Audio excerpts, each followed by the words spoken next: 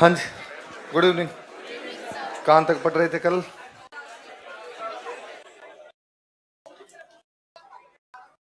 अच्छा, शुरू कर लिए? चलो बताओ, देख थोड़ा पुराने वाला सुनाओ। देश हितैषणी सभा कब बनाई गई थी?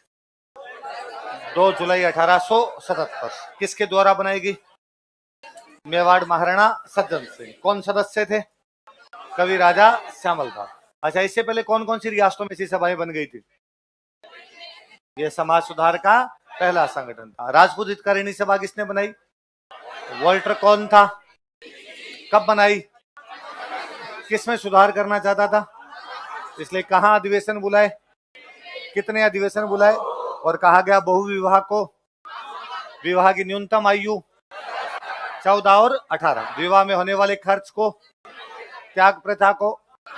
लेकिन चूंकि कोई लीगल बाउंडेशन नहीं था, इसलिए समाज सुधार का प्रयास सफल। इसलिए कब बंद हो गया संगठन? अच्छा, इसी वोल्टर ने एक योजना दी थी कि राजा महाराजाओं के बच्चों के लिए अलग स्कूल होने चाहिए। कब दी? 1869, 1869 में। और पहला कॉलेज कब बनाया गया? 1875 में। कौन सा कॉलेज था?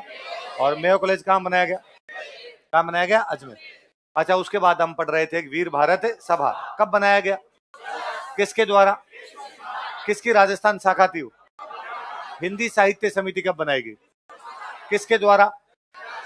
जगन्नाथ दास अधिकारी। तो बाद में हिंदी सम्मेलन कहाँ किया गया? कब किया गया? उसके अध्यक्ष कौन थे? हरिशंकर हीराचंद। दो बड़े आदमी भाग लेने के लिए आए, और रविंद्रनाथ टैगोर। राजपूताना मध्य भारत सभा कहाँ बनाएगी? कब बनाई गई? 1918। कहाँ बनाई गई? मारवाड़ी पुस्तकालय, चांदनी चौक। संस्थापक कौन कौन थे? जमनालाल बजाज, विजय सिंह पथिक, चांदकरण शारदा, गणेश शंकर विद्यार्थी, नरसिंह देव सरस्वती। हेडक्वार्टर कहाँ पे था? और कहा गया कि रियासतों की जनता में राजनीतिक चेतना का संचार करना। रियासतों में, और रियासतों में कांग्रेस के पहला अधिवेशन 1918 में कहाँ हुआ? अध्यक्ष कौन थे? दूसरा अधिवेशन 1919 में। तीसरा मार्च 1920 में। उसके अध्यक्ष कौन थे? चौथा दिसंबर 1920 में। अध्यक्ष कौन थे? कौन चुने गए थे? और इस अधिवेशन में इस संगठन ने अपने आप को कौन से संगठन का सहयोगी घोषित कर दिया? कांग्रेस। किसका कर दिया? कांग्रेस। राजस्थान सेवा संघ कब बनाया गया? कहां बनाया गया? अजमेर कब शिफ्ट किया गया? संस्थापक कौन कौन थे? विजय सिंह पथिक, रामनारायण चौधरी, हरिभाई किंकर, अर्जुन लाल सेठी और केसरी सिंह। राजा व जनता के बीच में अच्छे संबंधों की और जनता की समस्याओं का इस संगठन ने राजस्थान में किसान आंदोलनों का राजाओं के नेताओं के मतभेदों के कारण कब समाप्त हो गया था? 1927-28।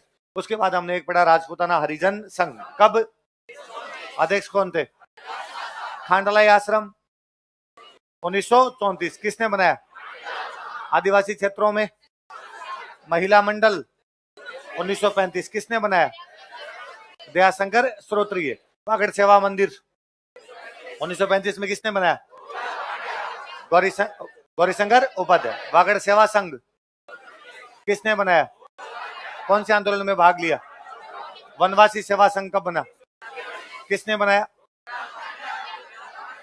बोरेलाल बया और मान सिंह। और आदिवासी क्षेत्रों में क्या क्या स्थापना की? अच्छा, बाद में आपका मारवाड़ लोक परिषद, 1938। किसके अध्यक्षता में? रणछोड़ दास गट्टाणी। किसान आंदोलनों का नेतृत्व किया। बाद में किसान अलग होके क्या बनाते हैं? उसके संस्थापक कौन थे? बलदेव राम मिर्धा। और पहले अध्यक्ष कौन थे? मंगल सिंह कच्छावात है। उसके बाद महिला शिक्षा सदन, 1945 में किसने बनाया? हरिभाऊ उपाध्याय। अजमेर में कहां पर स्थापित किया? अटुंडी। सर्व सेवा संघ किसने बनाया? और मित्र मंडल किसने बनाया? साधु सीताराम। अर्जुन लाल सेठी कहाँ के रहने वाले थे? कहां से ग्रेजुएशन कंप्लीट की? चौमू के कौन से सामंत के क्या थे? कौन से राजा उनको प्रधानमंत्री बनाना चाहते? तो उन्होंने क्या रिप्लाई दिया? अंग्रेजों को देश से बाहर। मथुरा के कौन से स्कूल में पढ़ाते थे? जैन शिक्षा प्रचारक समिति कब बनाई गई? फिर कौन सा विद्यालय स्थापित किया? कब किया? कहां किया? किसकी पाठशाला थी? कौन से बम कांड में नाम आया? कौन से में गिरफ्तार किए गए? बाद में पकड़ के कहां भेजा गया? जेल में क्या की थी? जेल से आने के बाद गांधी जी कौन से आंदोलन में चले? कांग्रेस के कहां कहां के अध्यक्ष बने? राजपूताना। और किसको शरण दी थी? अशफाकुल्ला खान को कहां दी थी? जयपुर। कहां पे? जयपुर। अशफाकुल्ला खान कौन से एक्शन से जुड़े हुए थे? Kakori train action. बाद में जब पॉलिटिक्स छोड़ दी तो मिलने के लिए कौन आए थे? कहां पे? इतना ही पता है। अपने लास्ट टाइम में अजमेर की दरगाह में अरबी फारसी पढ़ाने लग गए थे। क्या पढ़ाने लगे? मार साहब थे कि आपने जो मार साहब वाला काम ही ठीक है, भाषाएं आती थी इसलिए दरगाह के अंदर जाके अरबी फारसी पढ़ाते। क्या पढ़ाते? लिख लो। अपने अंतिम दिनों में इन हिज लास्ट डेज, अपने अंतिम दिनों में in his last days Ajmer की दरगाह में अरबी फारसी पढ़ाया करते थे। He taught Arabic and Persian language in Dargah of Ajmer. Ajmer की दरगाह में अरबी फारसी पढ़ाया करते थे। He taught Arabic and Persian language in Dargah of Ajmer. Ajmer की दरगाह में अरबी फारसी पढ़ाया करते थे। He taught Arabic and Persian language in Dargah of Ajmer. Ajmer की दरगाह में अरबी फारसी पढ़ाया करते थे। मरे तब लोगों को यह भी नहीं पता था कि हिंदू एक मुसलमान है। लोगों को लगा कि यार वहां पढ़ा रहे हैं दरगाह में, इसका मतलब कौन रहे होंगे? मुसलमान। इसलिए दफना दिया। थे जैन, न हिंदू थे न मुसलमान थे। कौन थे? लिख लो। मृत्यु के बाद इन्हें दफनाया गया था। After death he was buried. मृत्यु के बाद इन्हें दफनाया गया था। After death he was buried. मृत्यु के बाद इन्हें दफनाया गया था। अजमेर रहते थे तो यहाँ पे पुस्तकें लिखी थी। लिखो पुस्तकें, बुक्स। एक बुक लिखी स्त्री मुक्ति, महिलाओं पे प्रतिबंध है, इनको मुक्त करवाना है भाई। एक बुक लिखी शूद्र मुक्ति, शूद्रों पर प्रतिबंध है, इनको भी मुक्त करवाना है। कौन कौन सी दो बुक है बताओ देखिए? स्त्री मुक्ति और शूद्र मुक्ति। किसने लिखी? अर्जुन लाल से। अजमेर में यहीं पे लिखी थी। 3 नाटक लिखे थे। लिखो नाटक, ड्रामाज।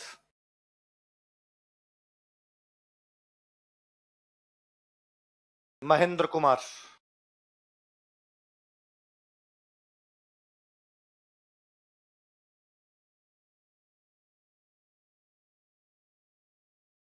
मदन पराजय,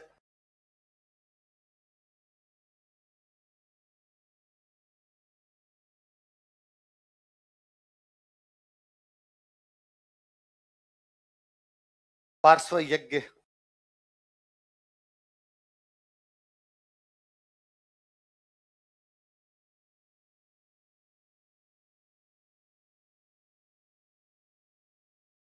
क्या कहना है? तीनों बताओ देखिए। महेंद्र कुमार, मदन पराजय, पार्श्व यज्ञ। दोबारा नाम बोलो। मदन पराजय।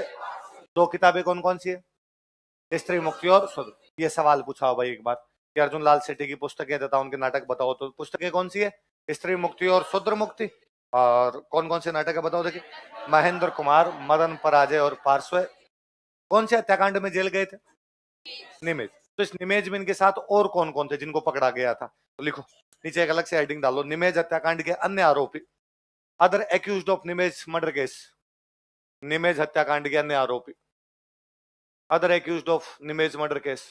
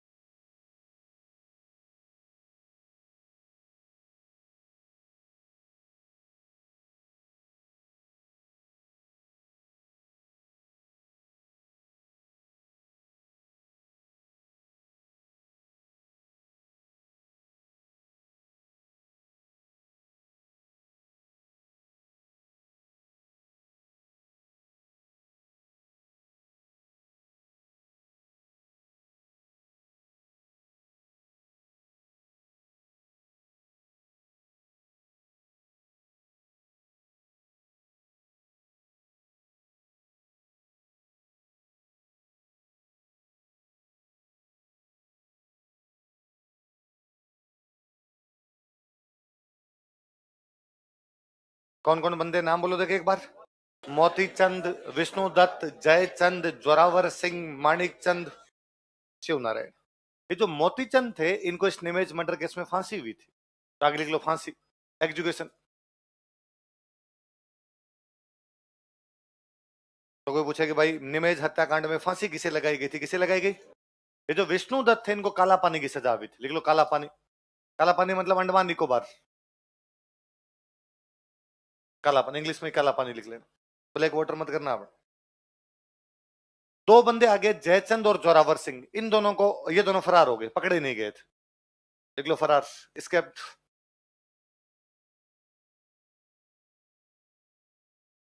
आएगा थोड़ी देर रुक जा, अभी पढ़ेंगे। यदि जल्दबाजी क्यों है, ठार ठार खावणो बातों का मुंह बड़े। आगे लिखो माणिक चंद और शिव नारायण, ये दोनों सरकारी गवाह बन गए थे, गवर्नमेंट विटनेस हो गए थे, सरकारी गवाह।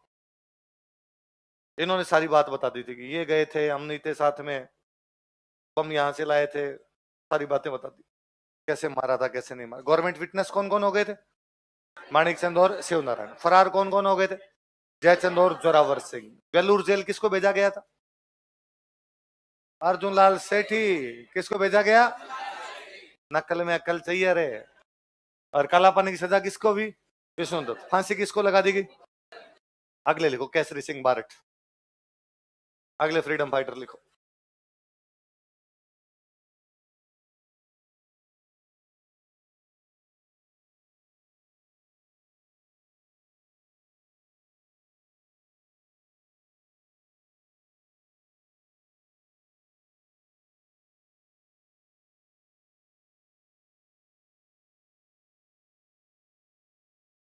लिखो जन्म स्थान देरावरपुरा खेड़ा, शाहपुरा रियासत में, भीलवाड़ा जिले के अंदर जगह थी देरावरपुरा खेड़ा।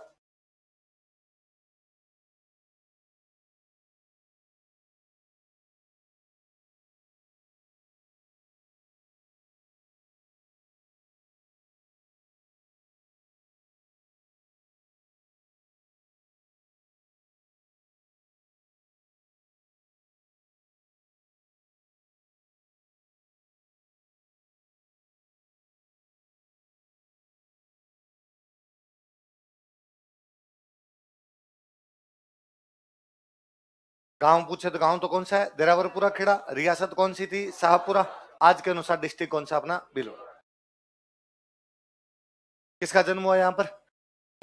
दो रियासतों में काम किया था, पहले थोड़े दिन मेवाड़ काम किया, उसके बाद काम किया था कोटा। कहां का काम किया? लिखो इन्होंने मेवाड़ तथा कोटा रियासतों में कार्य किया था।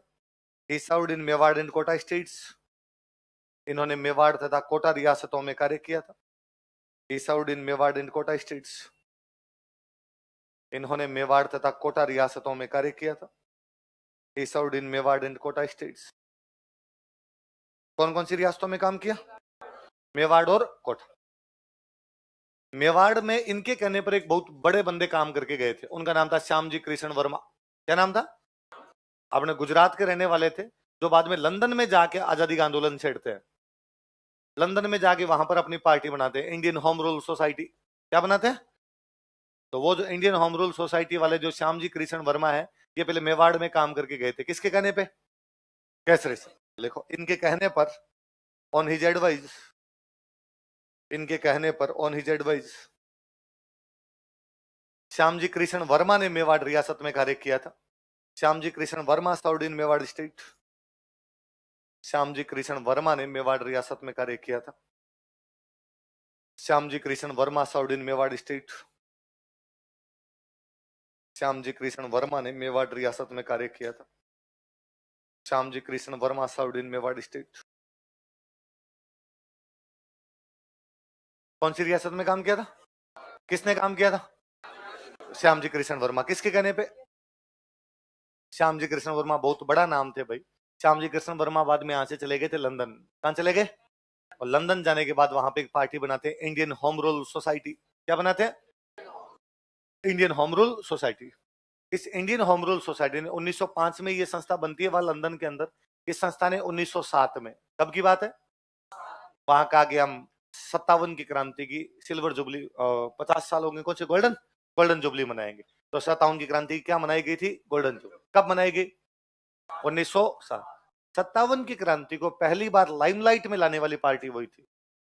1907 से पहले 57 की क्रांति की हम बात ढंग से करते, इन्होंने पहली बार किताबें लिखी। उन्होंने कहा अरे यार वो हमारे आजादी की पहली लड़ाई थी, बाल बाल बचे थे, वरना उस साल अंग्रेजों को बाहर निकाल देते।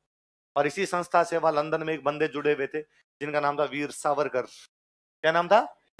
और वीर सावरकर बाद में वहां पर एक किताब लिखते हैं, the first war of Indian independence. कौन सी बुक लिखते हैं?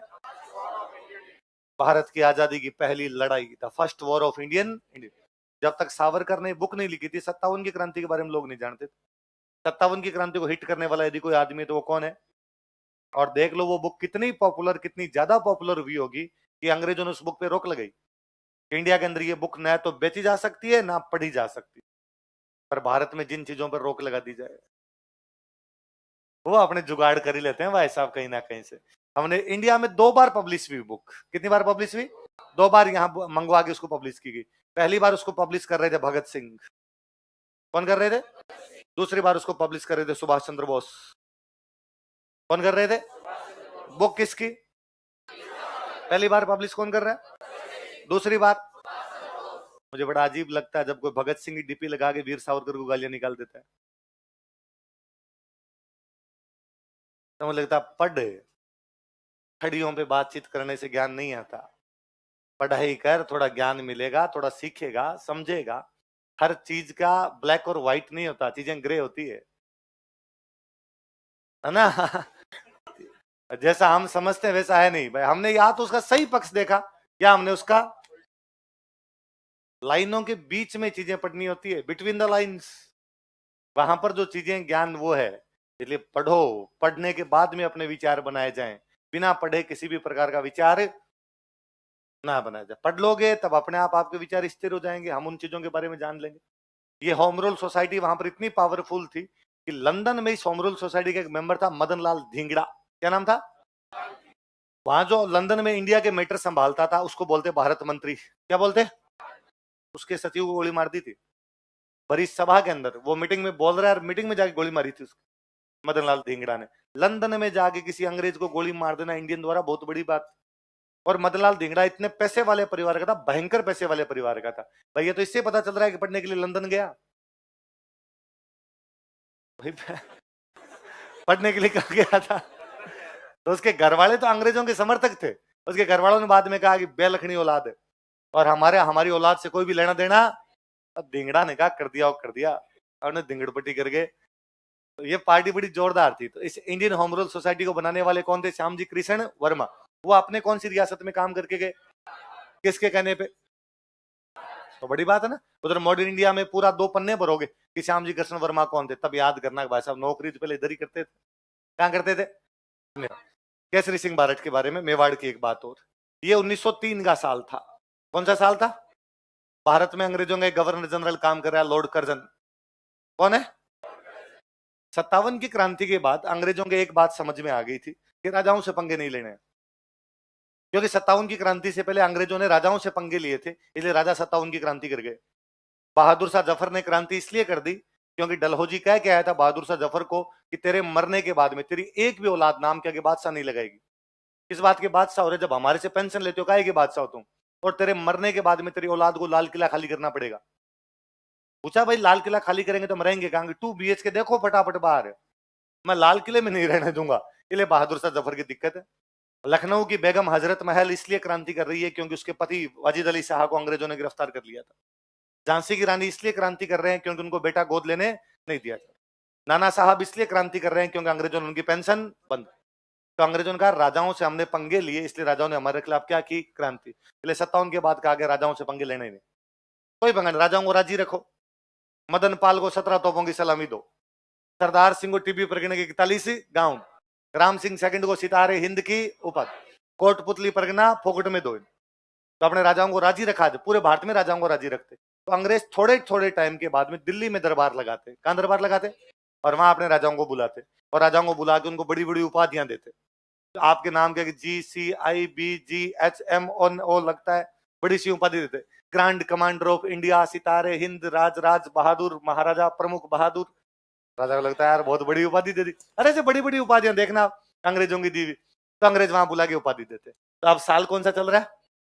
उपाधियां बांटने के लिए गवर्नर जनरल कौन है? उसने सारे राजाओं कहा भाई आओ, अपने मेवाड़ में महाराणा हुआ करते फतेह सिंह। कौन थे?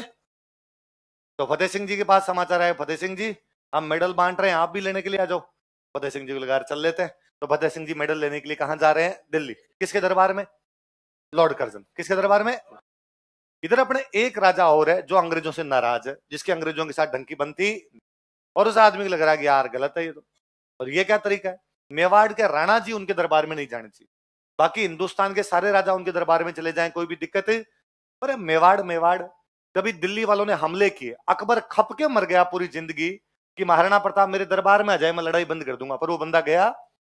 बाद में अमर सिंह ने संधि भी की, तो लाइन में लिखवाया पहली लाइन में, राजा नहीं आएगा तुम्हारे दरबार में और किसी को भेज देंगे हम हमारी तरफ से।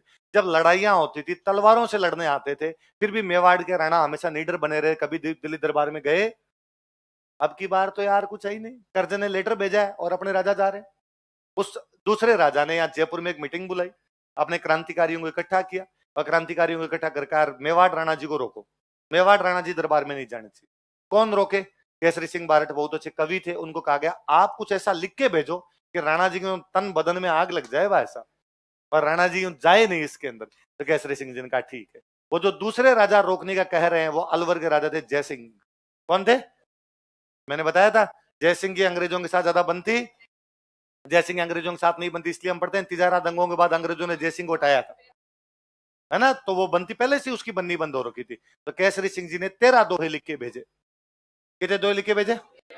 13 दोहे लिख के भेजे। और ये दोहे यूं आदमी पढ़ ले तो एक एक दोहे के अंदर यूं चेतावनी थी। क्या थी दोहों में? इसलिए इनको बोलते हैं चेतावनी राज चुंगटिया। क्या बोलते हैं? और जैसे ही फतेह सिंह जी ने 13 के 13 दोहे पढ़े, उदयपुर से ट्रेन रवाना हुई थी, चित्तौड़गढ़ के आसपास इनको लेटर पकड़ाया गया था, उन्होंने पढ़ा और पढ़ देखा चैन गंजोर है, नहीं जाएंगे अपने दिल्ली। साथ में कोई पिए था, उसने कहा सर चलते हैं दिल्ली, तो चलते हैं। नहीं नहीं नहीं जाना यार, दिल्ली जाने से अपनी बेइज्जती होगी। अरे नहीं सर समझो, आप अपने मान लो यहीं रुक जाएंगे तो अंग्रेजों से वहां कोई पूछेगा कि फतेह सिंह जी क्यों नहीं आए, तो अंग्रेज कहेंगे बीमार हो गए थे इसलिए मेवाड़ से आए नहीं। अपने दिल्ली चलेंगे, दिल्ली में रहेंगे 3 दिन तक, लेकिन दरबार में नहीं जाएंगे। फिर अंग्रेजों से कोई पूछेगा फतेह सिंह जी, अंग्रेज ये भी नहीं कह सकते बीमार हो गए क्योंकि अपने दिल्ली रहेंगे। हम कहेंगे दिल्ली आए थे लेकिन अंग्रेजों के दरबार में, तो फिर दिल्ली करेंगे क्या शॉपिंग, घूमेंगे भाई साहब। इसलिए फतेह सिंह जी दिल्ली जाके वापस आ गए लेकिन दरबार में भागे। किसके दोहे लिखने की वजह से? कितने दोहे लिख के भेजे थे? देखो 1903 ईस्वी में 1903 एडी, 1903 ईस्वी में 1903 एडी। अब पीए मतलब राजा का पीए है। मेवाड़ महाराणा फतेह सिंह, मेवाड़ महाराणा फतेह सिंह लॉर्ड कर्जन के दरबार में भाग लेने दिल्ली जा रहे थे, या लॉर्ड कर्जन के दिल्ली दरबार में भाग लेने जा रहे थे। मेवाड़ महाराणा फतेह सिंह लॉर्ड कर्जन के दिल्ली दरबार में भाग लेने जा रहे थे। was going to join Delhi court of Lord Curzon, was going to join Delhi court of Lord Curzon.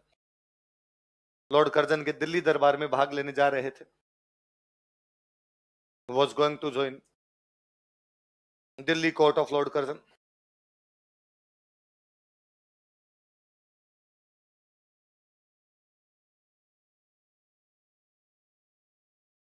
Delhi दरबार में भाग लेने जा रहे थे। लाइन चेंज करके लिखो, स्टार लगा के लिखना। इस समय दिस टाइम केसरी सिंह बारठ ने उन्हें 13 दोहे लिखकर भेजे थे। Kesari Singh Barath sent him 13 couplets. Kesari Singh Barath ने उन्हें 13 दोहे लिखकर भेजे थे। Kesari Singh Barath sent him 13 couplets. Kesari Singh Barath ने उन्हें 13 दोहे लिखकर भेजे थे। Kesari Singh Barath sent him 13 couplets.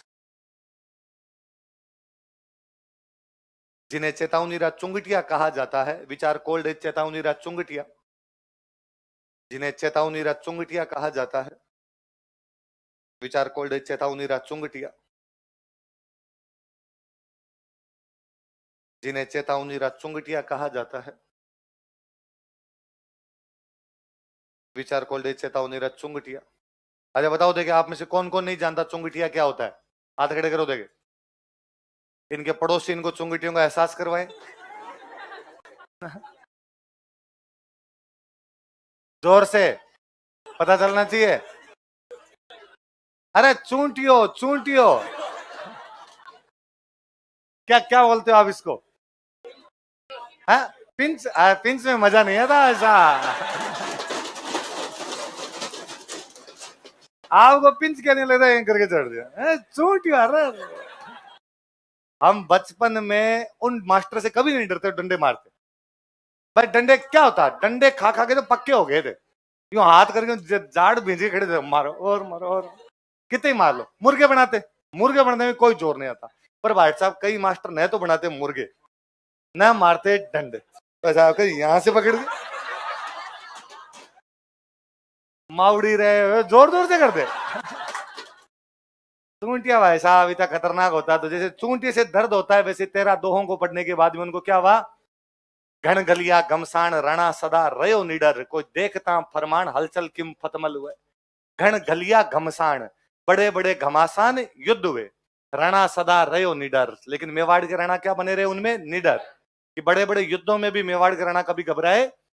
देखता फरमान, लेकिन एक लेटर देखते, एक फरमान देखते। हलचल किम फतमल हुआ है, हे फतेह सिंह तेरे पैरों में हलचल मच गई, भागा भागा दिल्ली की तरफ जा रहा है। और फतेह सिंह जिनका हलचल नहीं मचेगी, अपने दिल्ली की तरफ ही। तो इन दोहों को पढ़ने के बाद में फतेह सिंह ने दिल्ली दरबार में भागे। देखो इन्हें पढ़ने के बाद आफ्टर रीड देम, इन्हें पढ़ने के बाद after read them, Fateh Singh ने दिल्ली दरबार में भाग नहीं लिया था। Fateh Singh did not join Delhi court. Fateh Singh ने दिल्ली दरबार में भाग नहीं लिया था। Fateh Singh did not join Delhi court. Fateh Singh ने दिल्ली दरबार में भाग नहीं लिया था। Fateh Singh did not join Delhi court. Fateh Singh ने दिल्ली दरबार में भाग नहीं लिया था। किन्हें पढ़ने के बाद? चेतावनी चुंगटिया को पढ़ने के बाद फतेह सिंह दिल्ली दरबार में भाग। फिर फतेह सिंह सॉरी केसरी सिंह बारट यहां से चले गए थे कोटा। कोटा में वो जिस पद पे काम करते थे, एक सब्जेक्ट दिया गया उनको, यार इस सब्जेक्ट के बारे में तुम पढ़ो। सुप्रिंटेंडेंट बनाया गया उनको एक सब्जेक्ट का। सब्जेक्ट है एथनोग्राफी। कौन सा सब्जेक्ट है? सिंपल शब्दों में हिंदी में बोले तो मानव शास्त्र। मनुष्य की उत्पत्ति कैसे हुई थी, अलग अलग नस्लें कैसे बनी, माइग्रेशन कैसे हुआ, मनुष्य सभ्यता का विकास कैसा हुआ। ये जो सब्जेक्ट है, सब्जेक्ट कौन सा है? मुझे लगता है केसरी सिंह जी कितने इंटेलिजेंट थे कि उनको कौन सा सब्जेक्ट में रिसर्च करने के लिए दिया गया। वो तब भी इनके बारे में जानते थे। इनका सुप्रिंटेंडेंट बनाया गया उनको। तो कोटा में किस पद पे काम करते थे? Superintendent of ethnography. लिख लो, कोटा में इन्हें सुप्रिंटेंडेंट ऑफ एथनोग्राफी बनाया गया था। He was appointed as superintendent of ethnography in Kota. Kota में इन्हें सुप्रिंटेंडेंट ऑफ एथनोग्राफी बनाया गया था। He was appointed as superintendent of ethnography in Kota.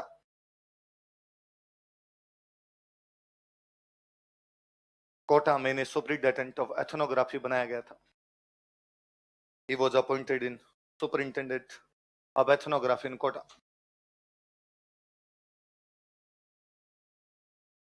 Kota में क्या बनाया गया? Superintendent of ethnography. पर इनको कहा कि ये अध्ययन तो होता रहेगा, आपने करते रहेंगे एथनोग्राफी, अपना असली काम है क्रांति। क्या काम है असली? क्रांति करनी है भाई साहब। तो क्रांति के लिए चाहिए धन। धन कहां से आए? तो इनको पता चला कि जोधपुर में एक संत रहते हैं, एक बाबा जी रहते हैं, उनका नाम था प्यारेलाल। क्या नाम था? एक बाबा जी थे महंत प्यारेलाल। क्या नाम था? हम आगे कल्चर पढ़ेंगे तब पढ़ेंगे कि राम से नहीं संप्रदाय। कौन सा संप्रदाय? उस राम से नहीं संप्रदाय के एक बाबा जी, उन बाबा जी का नाम क्या है? महंत प्यारेलाल। और क्या महंत प्यारेलाल जोधपुर रहते हैं और उनके पास खूब सारे पैसे हैं। और बाबा हमेशा अपने पास में एक बंदूक और संदूक रखता है, और संदूक में हमेशा पैसे रखते हैं। तो क्या बाबा कोटा बुलाओ यार, कोटा बुला के इसकी संदूक तोड़ के इसके रुपए निकाल लेते हैं। पर बाबा जी क्या लालच दिया जाए कोटा आने का। तो बाबा जी संत होते थे, साथ में एक काम और करते थे, बाबा जी रिश्ते करवाते थे। तो बाबा जी को मैसेज किया कि बाबा जी आप कोटा आ जाओ, कोटा का राजा अपनी राजकुमारी के लिए अच्छा राजकुमार देख रहे हैं, और यदि आप कोटा के राजकुमारी का रिश्ता अच्छी जगह करवा दो, जोधपुर के राजकुमार से करवा दो, तो यार आपकी पहुंच कितनी बड़ी हो जाएगी, डायरेक्ट राजाओं से कॉन्टेक्ट हो जाएंगे। बाबा जी दान दक्षिणा के चक्कर में किधर आ गए? कोटा। अपनी संदूक साथ में लेके, धन एकदम उसके अंदर साथ में लेके, इन्होंने एक दिन बाबा जी को मार दिया। हालांकि संदूक खाली निकली, कुछ ही नहीं निकला। कोटा का महंत प्यारेलाल हत्याकांड, कौन सा हत्याकांड है? और ये पकड़े भी नहीं जाते उसके अंदर, तो ये बंदे तो कोई किसी एक दूसरे मुकदमे में कोई एक दूसरा आदमी पकड़ा गया, तो उसके पास एक लेटर मिला, उस लेटर में लिखा हुआ था कि चंबल नदी में मछलियों को डेली आटा देना है, चंबल नदी में डेली मछलियों को। उसको पुलिस वालों ने फट्टे मारे कि आटा कौन सा है तुम्हारे, क्यों देते हो रे डेली? उसने बताया कि साहब ये आटा वाटा कुछ ही नहीं, तो महंत प्यारेलाल की लाश है, हमने टोटे टोटे कर रखी है और थोड़ी थोड़ी मछलियों को फेंक के आते हैं कि लो नाक खा ले, आज कान खा ले। मछलियों का आटा ये है। फिर धीरे धीरे पता चला तो बाद में इन सबको गिरफ्तार किया गया। कौन से मुकदमे में गिरफ्तार हुए? 1912 का कोटा का महंत प्यारेलाल हत्याकांड। लिखो, इन्हें कोटा के महंत प्यारेलाल हत्याकांड में गिरफ्तार किया गया था। He was arrested in Mahant Pyarelal murder case of Kota. कॉस्टम लिखना 1912। इन्हें कोटा के महंत प्यारेलाल हत्याकांड में गिरफ्तार किया गया था। He was arrested in Mahant Pyarelal murder case of Kota. Kota के महंत प्यारेलाल हत्याकांड में गिरफ्तार किया गया था। He was arrested in Mahant Pyarelal murder case of Kota. Kota के महंत प्यारेलाल हत्याकांड में गिरफ्तार किया गया था। कॉस्टम लिख लो भाई 1912।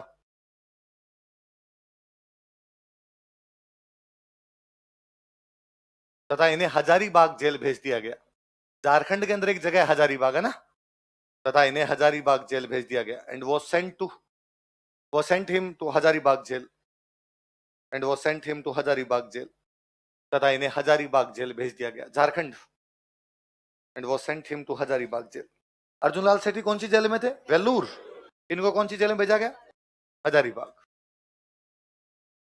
वही 1919 के आसपास में अर्जुन लाल सेठी रिहा हुए, उस टाइम ये रिहा हुए, देश में बाहर आए, बाहर आते जेल से बाहर आए, देश में आते देश में एक ही लहर थी, गांधी जी वर्धा रहा करते थे। कहां रहा करते? तो ये भी गांधी जी के पास कहां चले जाते हैं? वर्धा। लिखो, तो कालांतर में गांधी जी के पास वर्धा चले गए थे। Later on he moved to Gandhi ji at Wardha, Maharashtra में जगह। कालांतर में गांधी जी के पास वर्धा चले गए थे। Later on he moved to Gandhi ji at Wardha. Gandhi ji के पास कहां चले गए थे?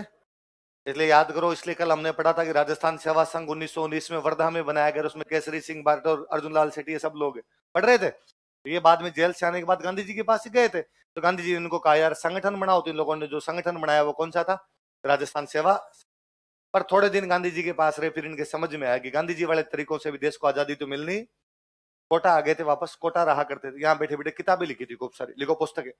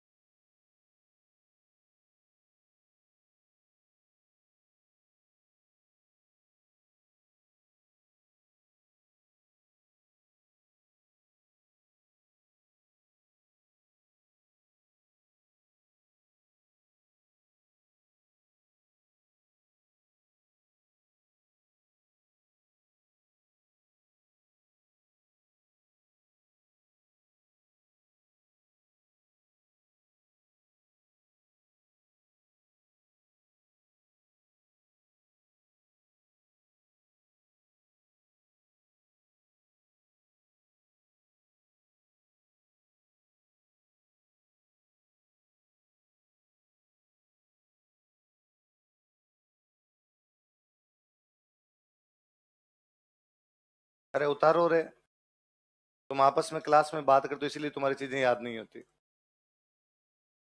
क्लास पढ़ने के लिए होती है, बात करने के लिए नहीं।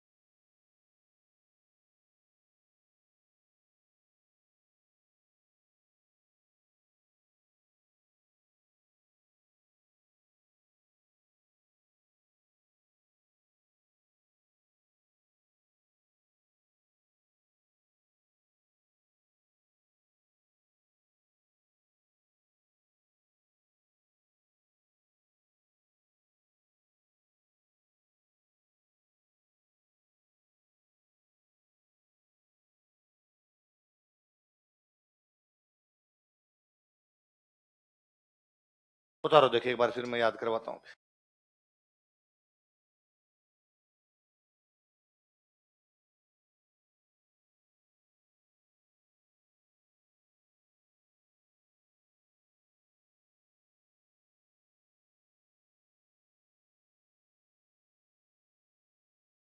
मेवाड़ के दो महाराणा वे, महाराणा प्रताप और महाराणा राज सिंह। कौन कौन वे? चरित्र का मतलब जीवनी होता है। प्रताप की जीवनी लिख दी, राज सिंह की जीवनी लिख दी। कौन कौन सी किताब होगी? प्रताप चरित्र और राज सिंह।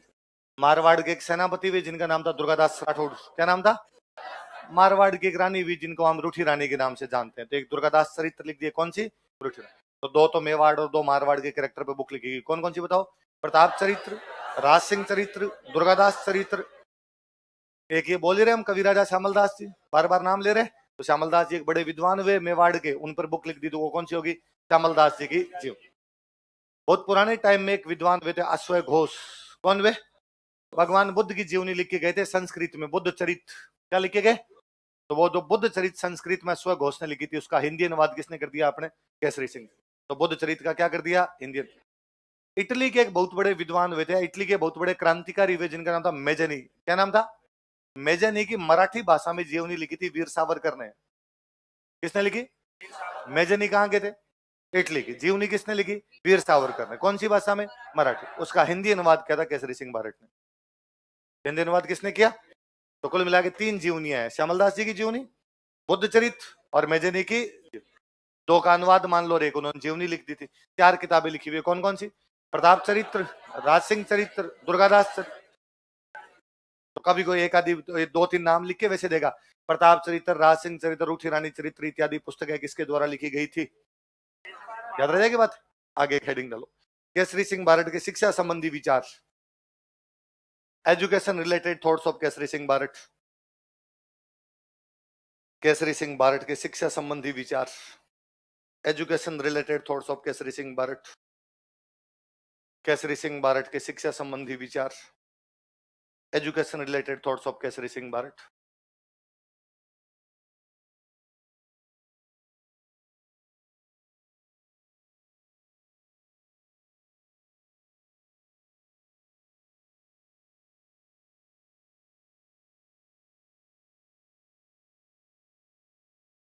इधर देखो, थोड़ा सा समझ लो, फिर अपने एक साथ लिख लेंगे। मैं कल ही आपको बता रहा था कि उस समय राजा महाराजाओं के बच्चों के लिए अलग से स्कूल और कॉलेज खुल गए थे। राजा महाराजाओं के बच्चों के लिए अलग से कॉलेज खुला हुआ था, हमने मेयो कॉलेज। कौन सा था? अंग्रेज ये चाहते थे कि राजा महाराजाओं के बच्चे अलग से पढ़ेंगे तो इनके अंदर अंग्रेजों की संस्कृति आ जाएगी, तो ये अपनी जनता से कभी भी जुड़ नहीं पाए। और जनता से नहीं जुड़ेंगे तो कभी यदि जनता ने क्रांति की तो राजा नहीं आएंगे, राजा ने क्रांति की तो उसके अंदर जनता, इनमें गैप आ जाएगा। तो उस गैप को करने के लिए उनका था कि यार एक तो इनकी भाषा से काट दो, तो इनको कौन सी भाषा में पढ़ाओ? इनको साथ साथ मत पढ़ाओ, इनके अलग से कॉलेज होने चाहिए। कौन सी? और बाद में हायर एजुकेशन इनको भेज दो इंग्लैंड। कहाँ भेज दो? अंग्रेजी में पढ़ाओ, मेयो कॉलेज में पढ़ाओ, और बाद में हायर एजुकेशन कहाँ भेज दो?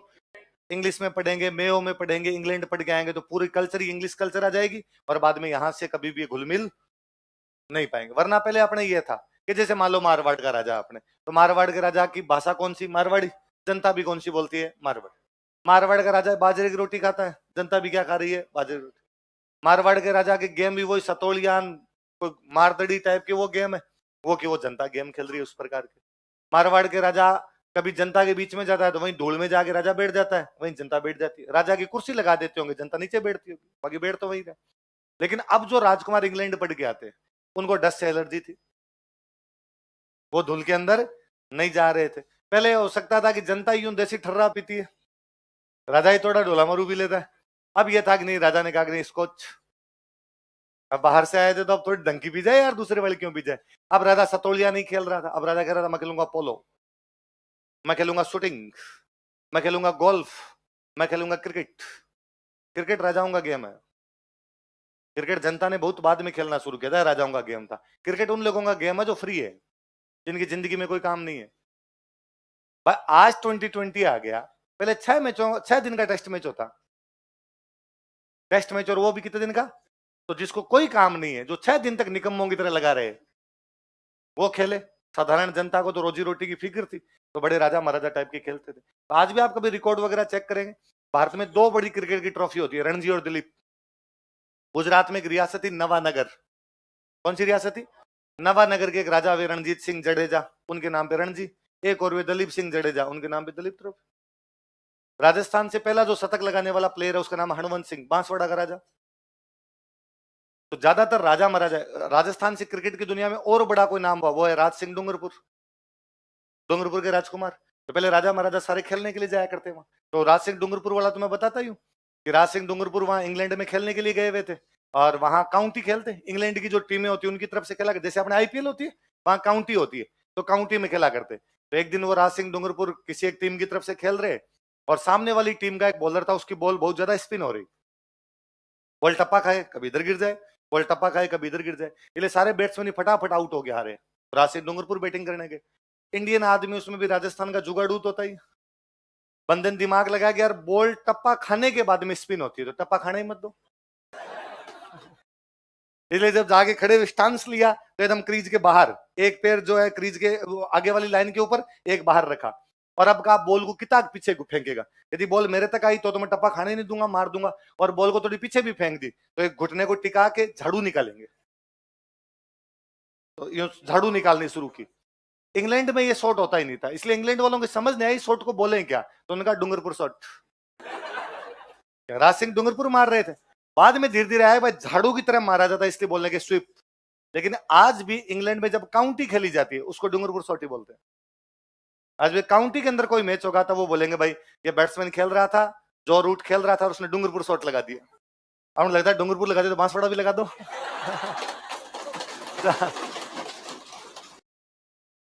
तो पहले ये राजा महाराजाओं के गेम थे जी। राज सिंह डूंगरपुर का नाम नहीं सुना आपने?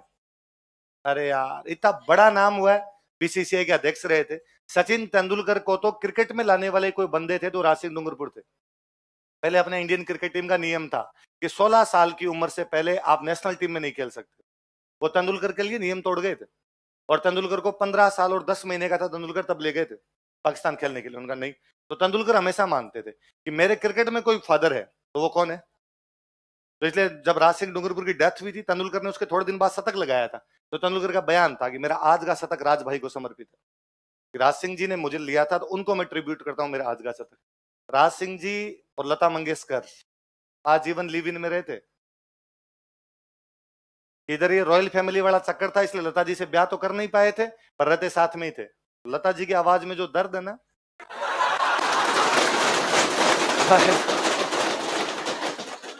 ऐसे नहीं है वैसा, कारण होता है हर दर्द का।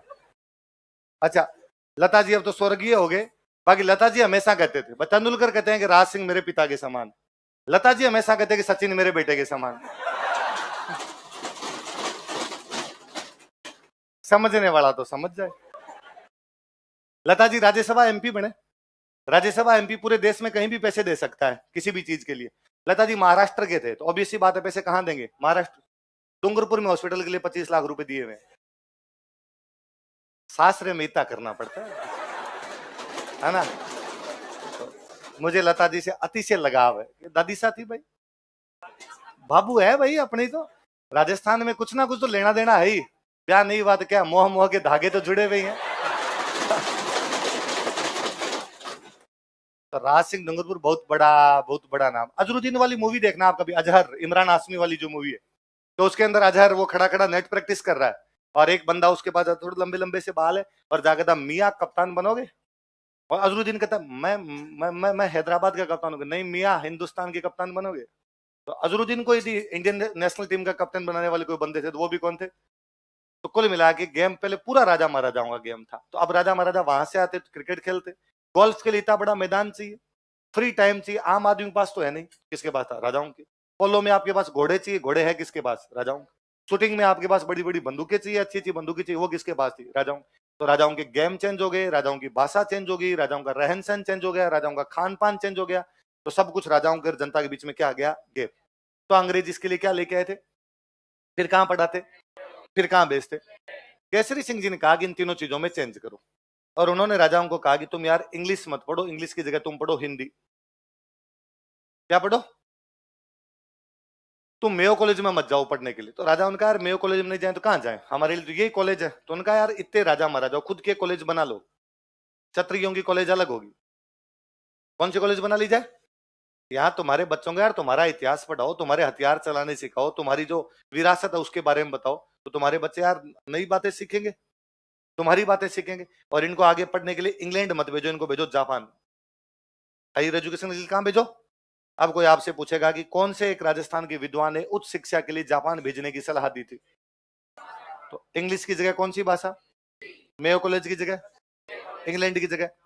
पूरी लाइनें लिखवाऊंगा समझ जाओगे। दो दो नाव पोतो पढ़ो। हाँ? अभी तुम 2 मिनट रुको, अभी जापान की बात बताते हैं।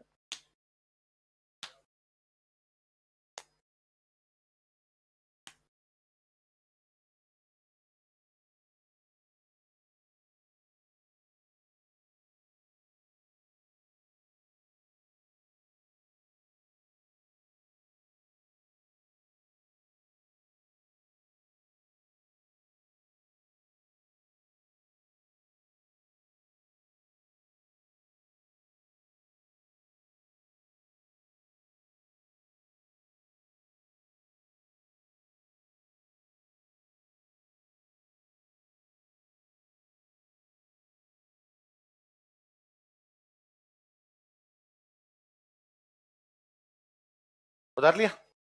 तो इंग्लिश की जगह क्या पढ़ाई जाए, हिंदी। मेयो कॉलेज की जगह क्षत्रिय कॉलेज होना चाहिए, इंग्लैंड की बजाय कहां भेजो।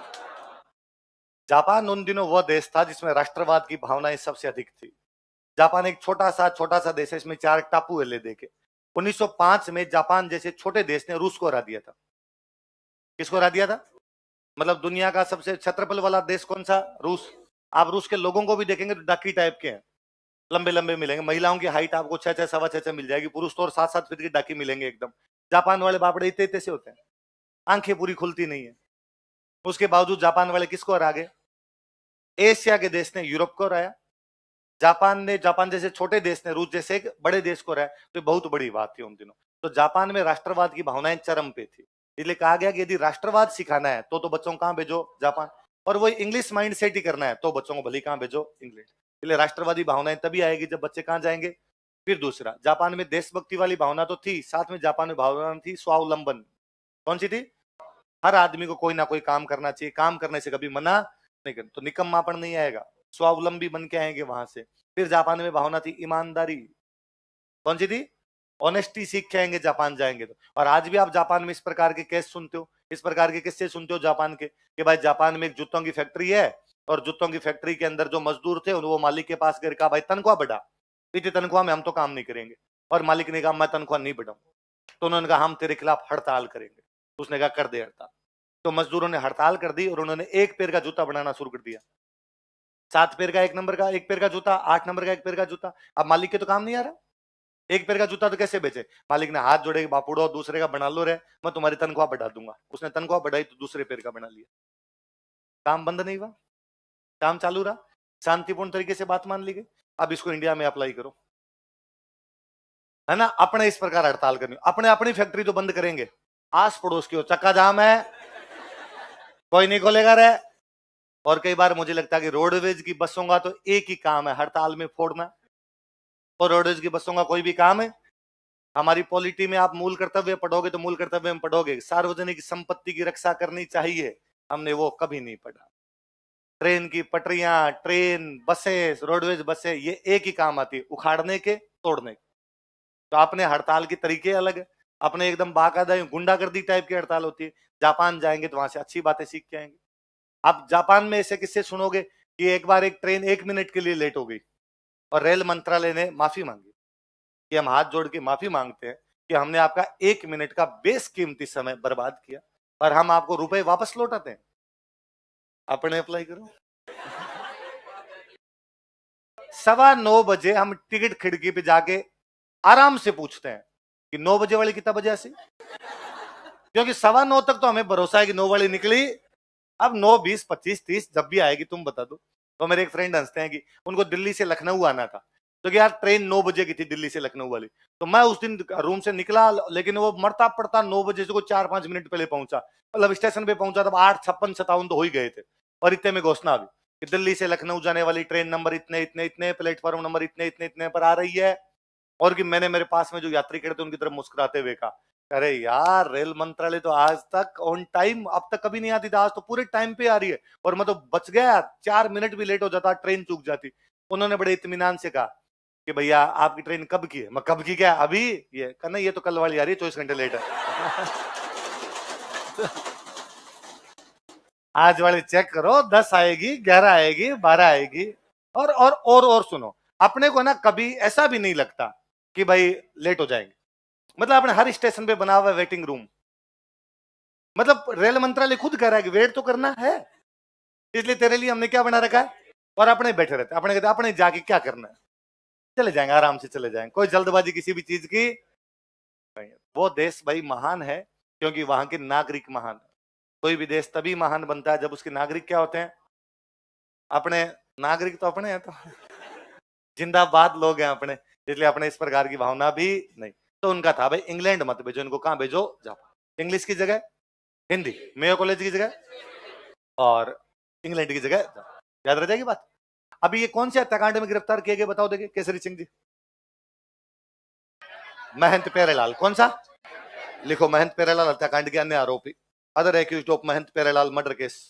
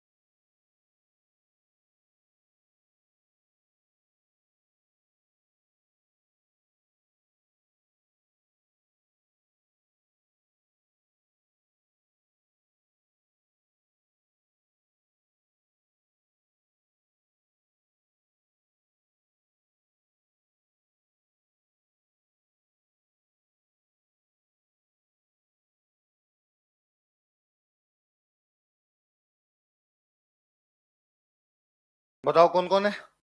सोमदत्त लहरी, हीरालाल जालोरी, रामकरण, लक्ष्मीलाल भटनागर। लक्ष्मीलाल भटनागर इसमें सरकारी गवाह बन गया था, इसने पुलिस को सारी बातें बताई थी, आगे गवर्नमेंट विटनेस सरकारी गवाह।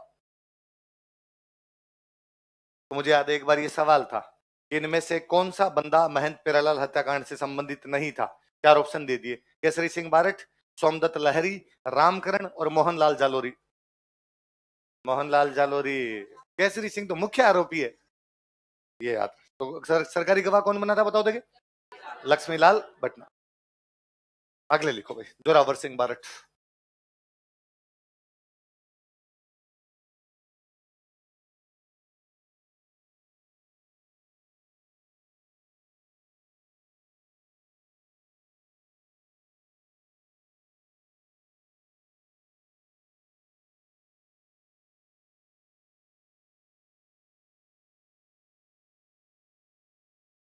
देखो यह है केसरी सिंह बारठ के छोटे भाई थे, he was younger brother of Kesari Singh Barath. यह है केसरी सिंह बारठ के छोटे भाई थे, he was younger brother of Kesari Singh Barath. Kesari Singh Barath के छोटे भाई थे, दोनों मुकदमों में थे। दिल्ली वाला बम इन्होंने फेंका था, निमेज वाले मर्डर केस के अंदर भी ये थे, लेकिन दोनों में अंग्रेजों द्वारा गिरफ्तार नहीं हुए। लिख लो, यह दिल्ली बम कांड तथा निमेज हत्याकांड से जुड़े हुए थे। He was involved in Delhi bomb case and Nimaj murder case. यह दिल्ली बम कांड तथा निमेज हत्याकांड से जुड़े हुए थे। He was involved in Delhi bomb case and Nimaj murder case. Delhi bomb कांड तथा निमेज हत्याकांड से जुड़े हुए थे। He was involved in Delhi bomb case and Nimaj murder case. तो देखो निमेज वाले केस में लिखवाया है 2 बंदे फरार हो गए थे, जयचंद और जोरावर सिंह, बताया? तो जोरावर सिंह यही, उसके उस मुकदमे में भी पकड़े नहीं गए थे। कौन कौन से मुकदमों में जुड़े हुए थे लिखो, लेकिन अंग्रेज इन्हें गिरफ्तार नहीं कर पाए थे, but Britishers could not arrest him. लेकिन अंग्रेज इन्हें गिरफ्तार नहीं कर पाए थे, but Britishers could not arrest him. लेकिन अंग्रेज इन्हें गिरफ्तार नहीं कर पाए थे। But Britishers could not arrest him. Base वेस चेंज कर लिया था, अपना नाम वाम चेंज कर लिया, बाबा जी बन गए थे, पहचान में नहीं आते। नाम रख लिया था अमरदास बैरागी। क्या नाम रख लिया था? लिख लो। इन्होंने अपना अंतिम समय अमरदास बैरागी के रूप में बिताया था। He spent his last time as Amardas Bairagi. इन्होंने अपना अंतिम समय अमरदास बैरागी के रूप में बिताया था। ये सवाल पूछा हुआ, एक बार स्टार लगाना। He spent his last time as Amardas Bairagi. इन्होंने अपना अंतिम समय अमरदास बैरागी के रूप में बिताया था।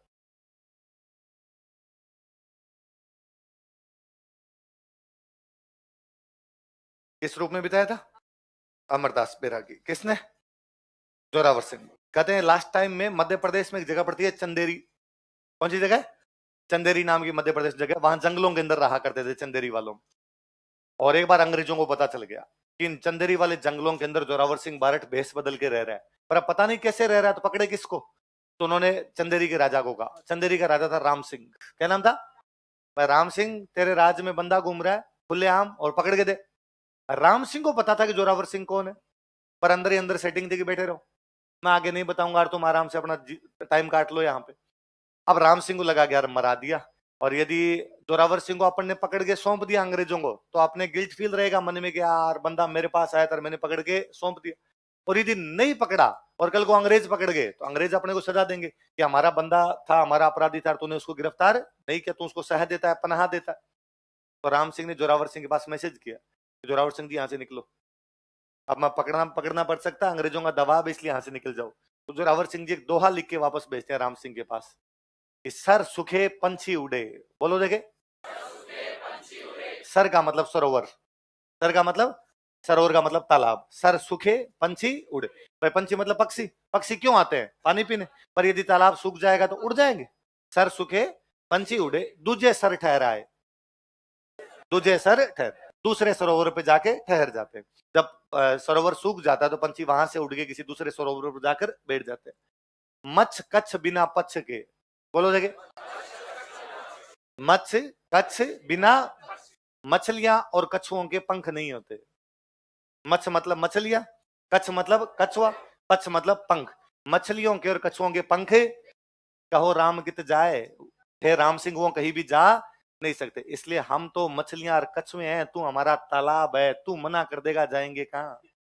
पक्षी के पंख होते हैं इसलिए उड़ के और कहीं चला जाता है। हम तो मछलियां और कछुए हैं जो केवल किस पे निर्भर हैं? तालाब पे।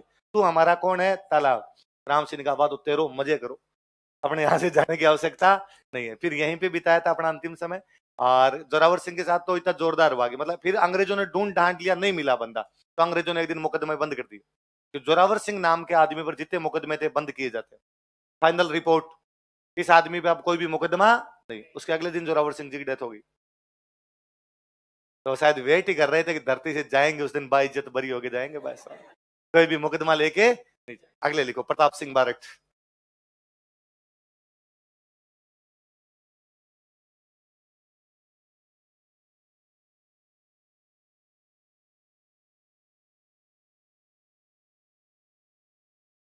देखो यह है केसरी सिंह बारट के पुत्र थे। He was son of Kesari Singh बारट। यह केसरी सिंह बारट के पुत्र थे। He was son of Kesari Singh बारट। पिताजी, चाचाजी, बेटा, सारा परिवार यह केसरी सिंह बारट के पुत्र थे। He was son of Kesari Singh बारट। Delhi वाला जब बम फेंका था, चाचा जी के एकदम पास में यही खड़े थे उधर। लिखो, यह दिल्ली बम कांड से संबंधित थे। He was involved in Delhi bomb case. यह दिल्ली बम कांड से संबंधित थे। He was involved in Delhi bomb case. लेकिन उसमें न चाचा जी पकड़ में है, न ये पकड़ में है, सारे के सारे निकल गए। फिर ये पकड़ में आए थे दूसरे मुकदमे में। ये कुछ क्रांतिकारी बनारस में बैठ के प्लान कर रहे थे अंग्रेजों के खिलाफ कुछ बड़ा करना है। मुकदमा चला इन पे, बनारस षड्यंत्र मुकदमा। क्या चला कि ये लोग कहां पर बैठ के षड्यंत्र रच रहे हैं, तो इनको इस मुकदमे में गिरफ्तार कर लिया गया। लिख लो, इन्हें बनारस षड्यंत्र मुकदमे में गिरफ्तार किया गया था। He was arrested in Banaras conspiracy case. इन्हें बनारस षड्यंत्र मुकदमे में गिरफ्तार किया गया था। He was arrested in Banaras conspiracy case. इन्हें बनारस षड्यंत्र मुकदमे में गिरफ्तार किया गया था। He was arrested in Banaras conspiracy case. कौन से मुकदमे में गिरफ्तार किया?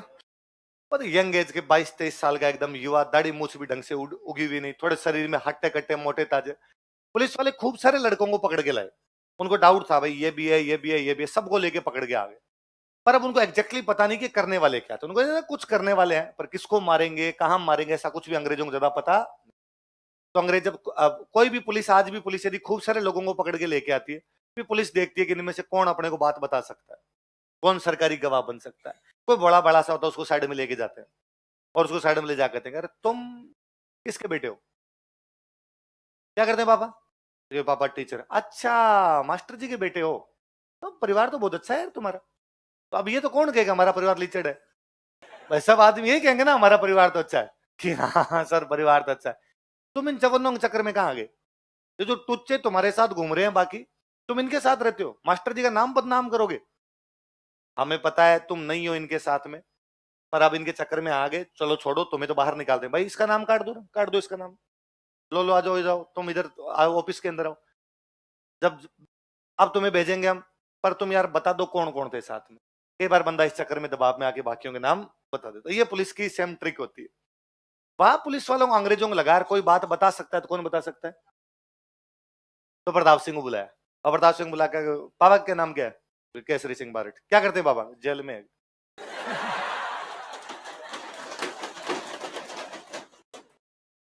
चाचा जी क्या करते हैं? फरार है। तो अंग्रेजों को लगा यार बंदा थोड़ा अलग टाइप का। तो पापा से मिले हुए कितने दिन हो गए? तो कई दिन हो गए पापा से मिले हुए। तो मिलना पसंद करोगे पापा से? अभी ऐसा तो कौन आदमी के मैं मेरे पापा से नहीं मिलूंगा? तो कहा पापा से मिलना। तो प्रताप सिंह को मिलाने के लिए लेके गए हजारीबाग जेल। कौन सी जेल? केसरी सिंह जी कहाँ गिरफ्तार है? हजारीबाग में। तो उनको लगा यार पिताजी से मिलाएंगे तो इसको लगेगा यार अंग्रेज अच्छे आदमी है, थोड़ा सॉफ्ट कॉर्नर आएगा तो अपने को दो चार बातें बता देगा। तो वहां लेके गए थे केसरी सिंह जी को। जैसे बताया कि भाई आपके बेटे को आपसे मिलाने के लिए लाए, तो केसरी सिंह जी का दिमाग खराब हो गया। उनको लगा इसका मतलब मेरा बेटा सरकारी गवाह बन गया। भाई यदि अंग्रेज खुद यूं पिलाने के लिए जेल में लाए हैं मेरे बेटे को, इसका मतलब सरकारी गवाह बना। तो कहते हैं जैसे प्रताप सिंह सामने गए केसरी सिंह जी के, तो केसरी सिंह जी ने कहा कि प्रताप, ये नहीं थी रे उम्मीद मेरे को तेरे से कि तू यार ये काम करेगा। तू यार हुआ क्या है, कौन सा काम कर दिया? तो सरकारी गवाह बन गया। और सुन, अंग्रेज तो सरकारी गवाह बनने पर छोड़ देंगे, लेकिन मैं जिस दिन जेल से बाहर आऊंगा पहला काम यही करूंगा, तेरे को सल्टाऊंगा मैं। अरे उसने कहा अरे तो मैं नहीं बना सरकारी गवाह। किसने कहा सरकारी गवाह बन गया? तो ये क्यों लाए तेरे को मेरे पास? मुझे क्या पता क्यों लाए। मुझे कहा मिलाने के लेके चलते हैं, मिला दो। पक्का तो नहीं बना? अरे आपको अपने खून पे इतना भरोसा नहीं है? और इन भूरियों को तो मैं एक बात नहीं बताऊं।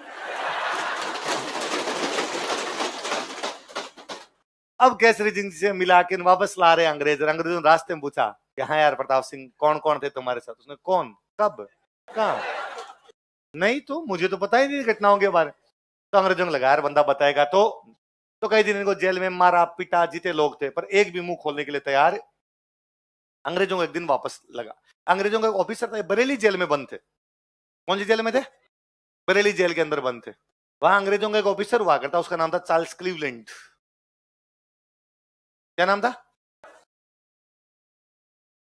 उसको लगा यार इस लड़के को वापस थोड़ी पूछताछ करते हैं, ये अपने को बता देगा। तो वापस बुलाया ऑफिस के अंदर, और ऑफिस में बुला कर, अरे यार तुम तो प्रताप सिंह हो ना जिसके पिताजी जेल में है, और चाचा भी तुम्हारे तो फरार चल रहे हैं, तो घर में कौन है तुम्हारे? मम्मी। तो मम्मी बीमार रहती है क्या तुम्हारी? तो मुझे लगता है भारत में सबकी मम्मियां बीमार रहती है, पूरी पूरी हेल्थी मम्मी है ही नहीं। सब मम्मियों के थोड़ा थोड़ा थोड़ा थोड़ा कुछ चल ही रहा है। तो कहा हाँ मम्मी बीमार तो रहते हैं। कहा, अच्छा, अरे यार क्या हुआ? थोड़ा सीरियस है इस बार। अब किसी भी आप बेटे को ये जाको तुम्हारी मम्मी सीरियस है तो अचानक रोना आएगा। क्या हुआ मेरी मम्मी के बताओ? अरे का नहीं वो हॉस्पिटल में ही है, और अब तो वो लास्ट स्टेज ही मान लो, और बार बार करें प्रताप से मिला दो, प्रताप से मिला दो। तो वो अरे मेरी मम्मी के पास भेज दो और मुझे छोड़ दो और मुझे मम्मी के पास जाना है। तो अंग्रेजों का अरे हम तो खुद ही भेज रहे हैं, बैठो बैठो तुम बैठो, पहले पानी पियो आराम से, ऐसे मत करो। और हमने पता लगा लिया भाई तुम्हारा इस मुकदमे में कोई भी लेना देना, इसलिए हम तुम्हें छोड़ रहे हैं। और वैसे भी तुम्हारी मम्मी वाला लेटर आ रखा है इसलिए छोड़ना ही है तुम्हें। ले आओ भाई प्रताप सिंह का सामान वामान पूरा पैक करके लेके आ जाओ, और वो कागज वगैरह पे साइन कर दो थोड़े, फिर यहाँ से चले जाओ, पानी पी लो, चाय ला दो भाई प्रताप सिंह। सामान वामान लाया तो अब लगा भाई बंदे को अब तो छोड़ेंगे। तो अंग्रेजों ने कहा "आप जब तुम जा ही रहे हो बता दो यार, तुम्हें ये तो पता है कि इनमें से कौन थे कौन है?" प्रताप सिंह पहले पीछे बैठे थे, फिर आगे हुए। तो अंग्रेज अफसर को, चार्ल्स क्लीवलैंड को लगा अब ये सारी बात बता देगा, अब अपने चक्कर में है ना। तो कई इधर उसकी तरफ देखा, देखेगा फ्लावर, समझा गया।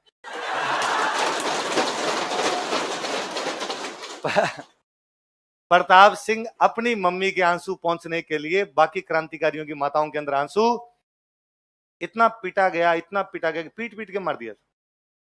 किसी जेल में किसी भारतीय क्रांतिकारी को पीट पीट कर मार दिया गया था। वो कौन थे? कौन सी जेल में? चार्ल्स क्लीवलैंड लिखता है, मैंने ऐसा बहादुर लड़का नहीं देखा। वो आया था तब 120 किलो का था, जब मरा था तब ढांचा बन गया था, लेकिन उसने मुंह नहीं खोला। 22-23 साल का युवा एक बात बताने के लिए तैयार नहीं था। देखो बरेली जेल में, इन बरेली जेल पुलिस प्रताड़ना में इनकी हत्या कर दी गई थी। He was murdered in police torture. Police प्रताड़ना में इनकी हत्या कर दी गई थी। He was murdered in police torture. Police प्रताड़ना में इनकी हत्या कर दी गई थी। He was murdered in police torture.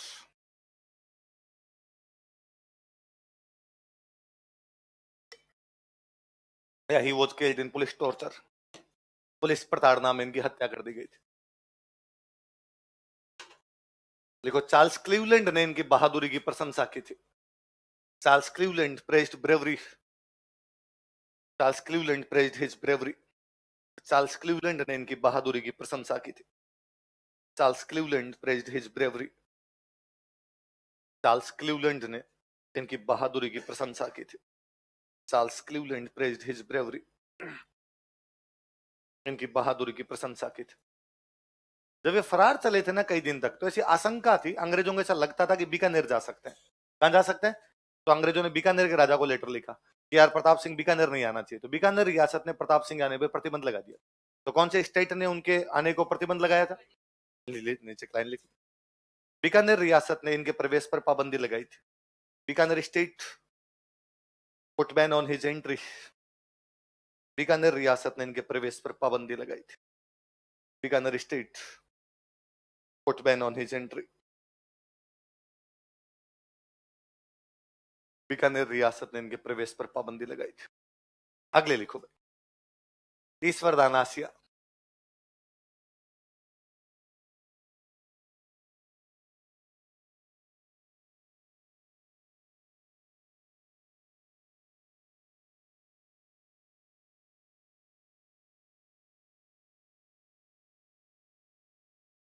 नहीं बोलते, फर्जीवाड़े, कुछ नहीं बोलते ऐसा। देखो ईश्वरदान आसिया,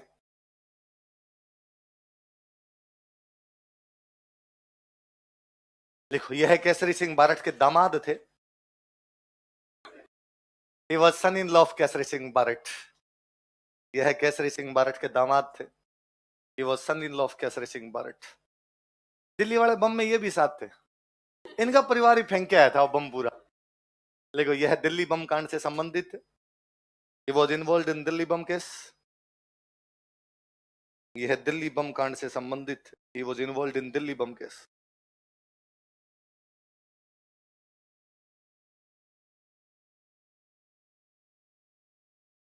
पर बाद में फरार हो गए थे, अंग्रेज पकड़ नहीं पाए थे। बाद में किसी गतिविधि के अंदर इनका नाम।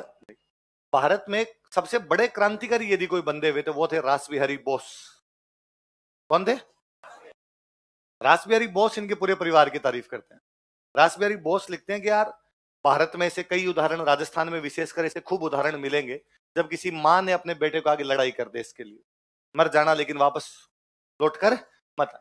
किसी पत्नी ने अपने पति को कहा कि भाई तुम भले युद्ध में मरते हुए, लड़ते हुए मारे जाओगे तो मैं सती हो जाऊंगी, लेकिन युद्ध में हार कर वापस मत। किसी बहन ने अपने भाई को तिलक लगा के भेजा होगा कि लड़ाई करना, तुम घर की चिंता मत करना। पर ऐसे बहुत कम उदाहरण है किसी ससुर ने अपने दामाद को लड़ाई के अंदर उतार दिया। ऐसा उदाहरण केसरी सिंह बारठ है। बेटी का घर बर्बाद करने के लिए कलेजा 112 इंच का चाहिए, वो केसरी सिंह बारठ के पास है कि उन्होंने दामाद को भी कहा कि नहीं भाई आप भी इस युद्ध के अंदर उतरिए, आप भी अंग्रेजों के खिलाफ लड़िए। तो रासबिहारी बोस इनके परिवार की तारीफ करते हैं। देखो रासबिहारी बोस ने केसरी सिंह बारठ के परिवार की प्रशंसा की थी।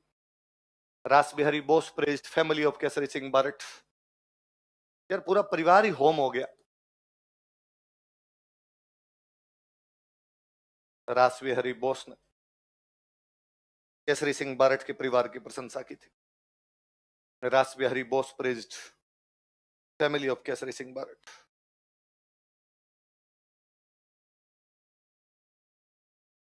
केसरी सिंह बारट के परिवार की प्रशंसा की थी। किसके परिवार की प्रशंसा की? अब केसरी सिंह जी खुद हजारीबाग जेल में है।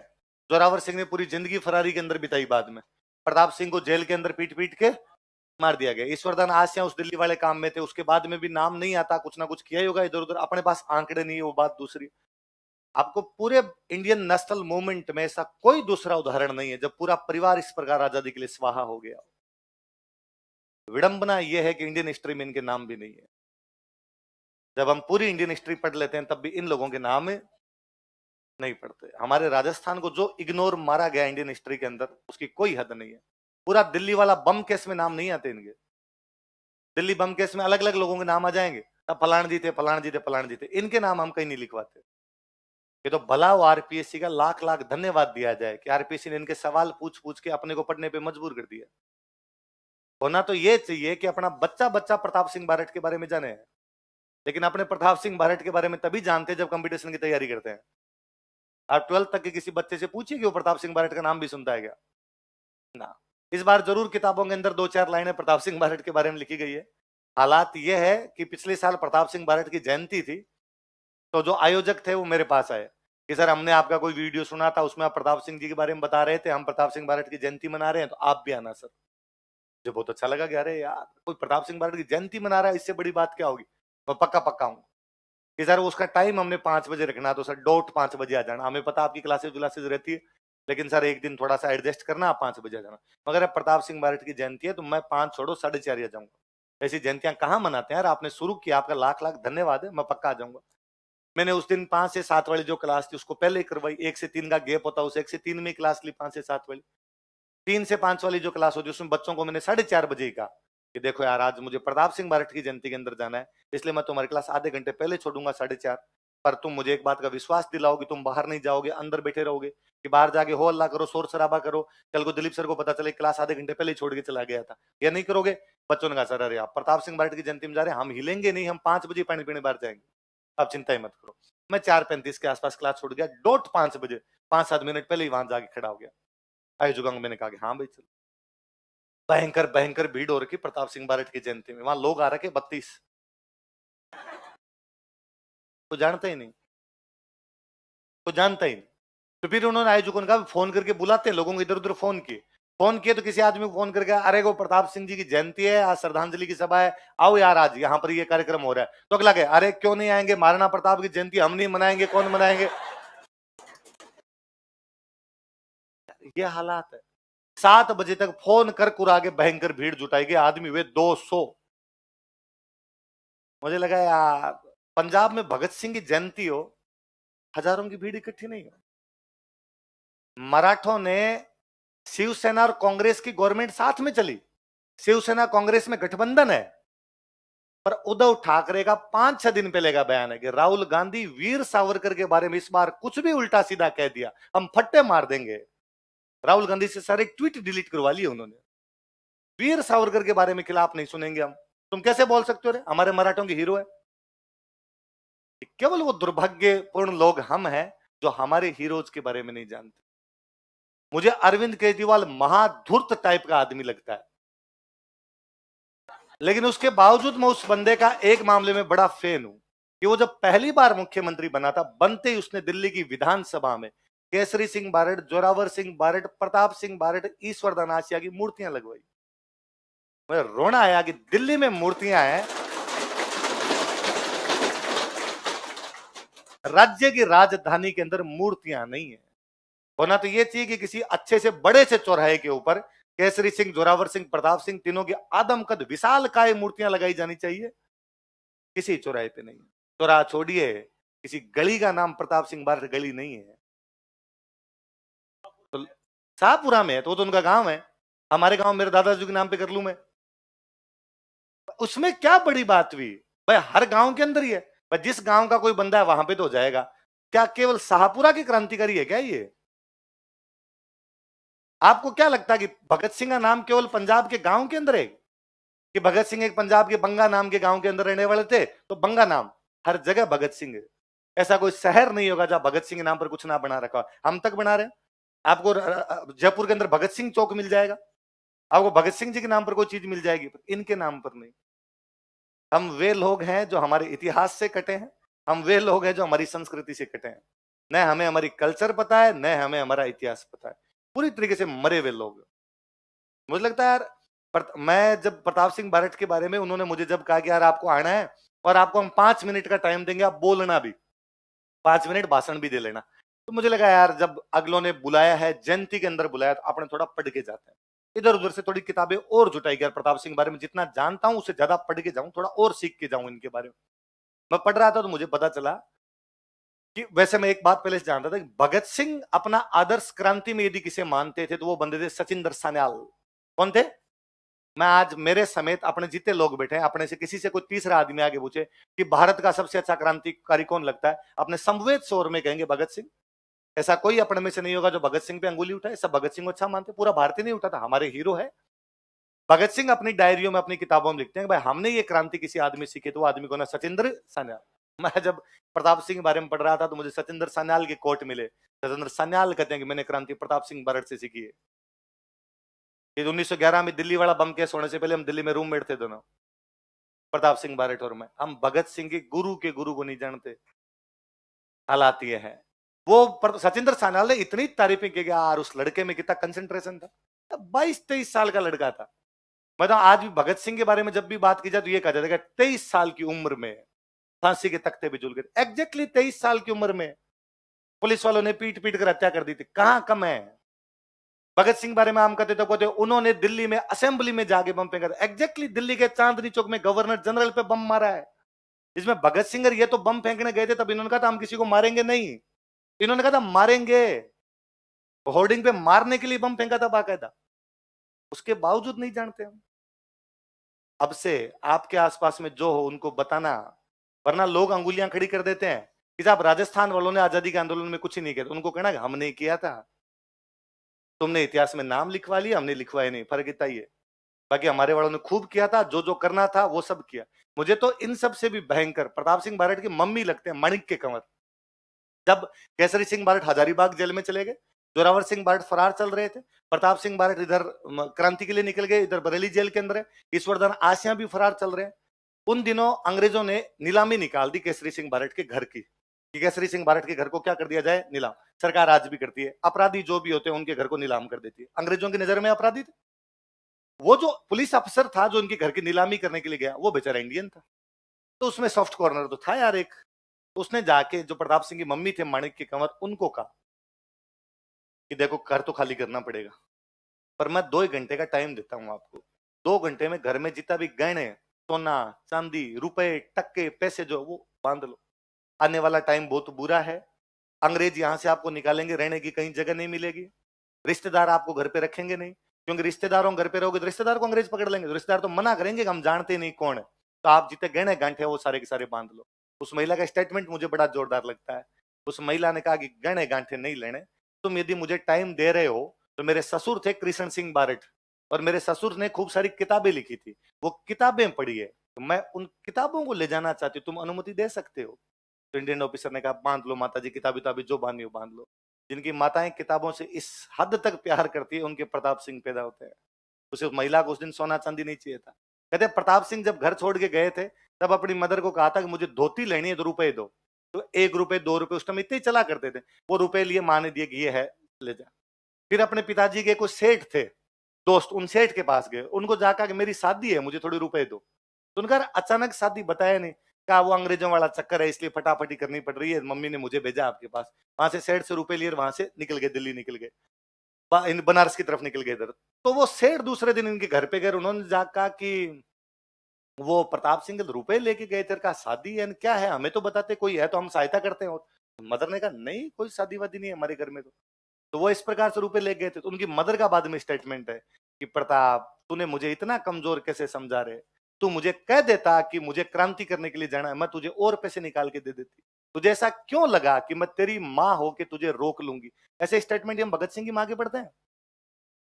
भगत सिंह की मम्मी की ये तो स्टेटमेंट पढ़ते हैं कि भगत सिंह ने अपनी माँ से कहा कि माँ, जब मुझे फांसी लगाए तो तुम मेरी लाश लेने के लिए मत आना, क्योंकि मैं ये नहीं चाहता कि कोई ये कहे कि भगत सिंह की माँ रोने लग गई थी। यहाँ तो माँ कह रही है कि मैं नहीं रोती, उसके बावजूद हम उस माँ को भी नहीं जानते।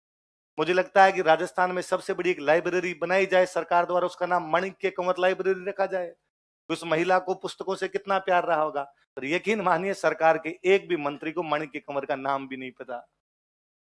जब सरकारों में ऐसे लोग बैठे रहते हैं तब इस प्रकार की महिलाओं का इतिहास भी बाहर नहीं आता। इसलिए पूरी इंडियन हिस्ट्री छान मारते, इनका कहीं नाम नहीं।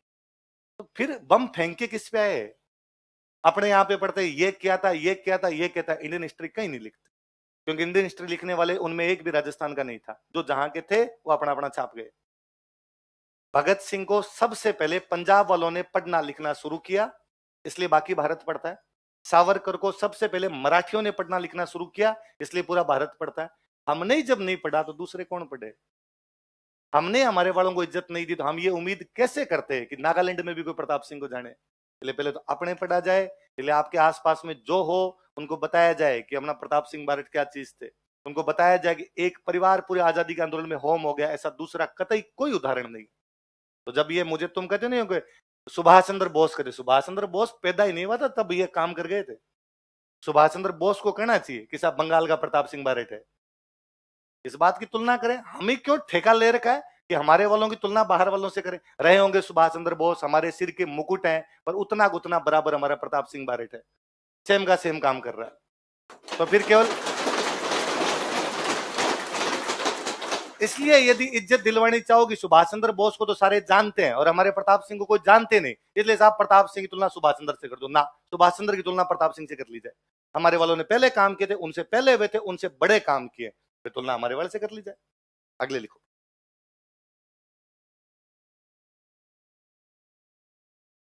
राव गोपाल सिंह खरवा।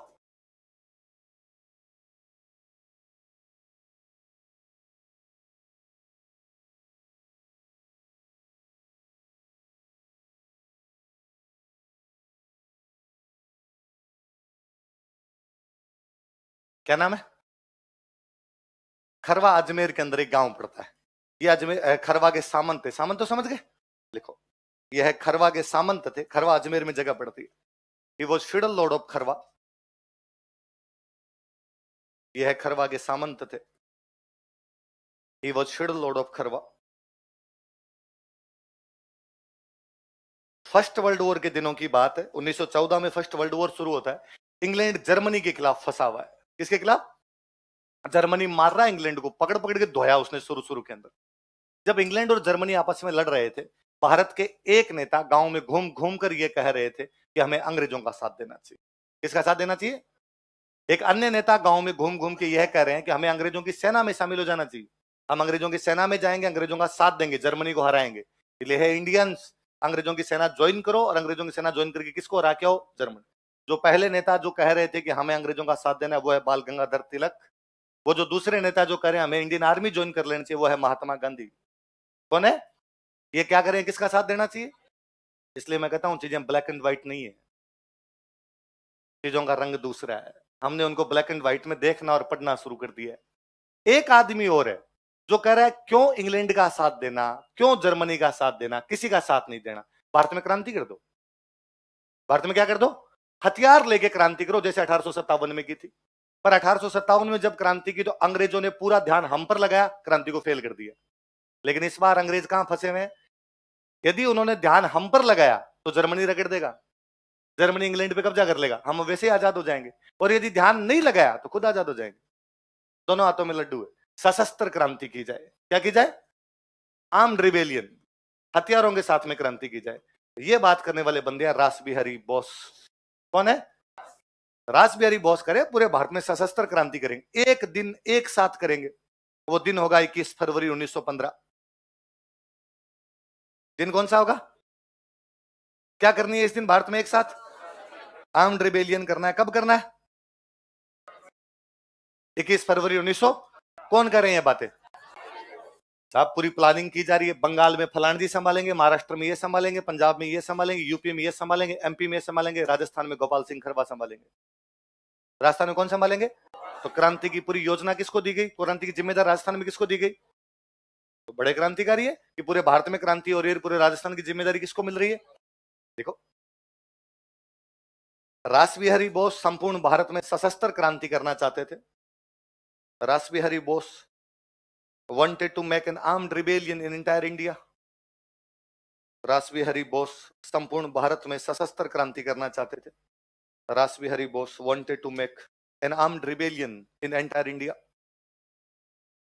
संपूर्ण भारत में सशस्त्र क्रांति करना चाहते थे। wanted to make an armed rebellion in entire India.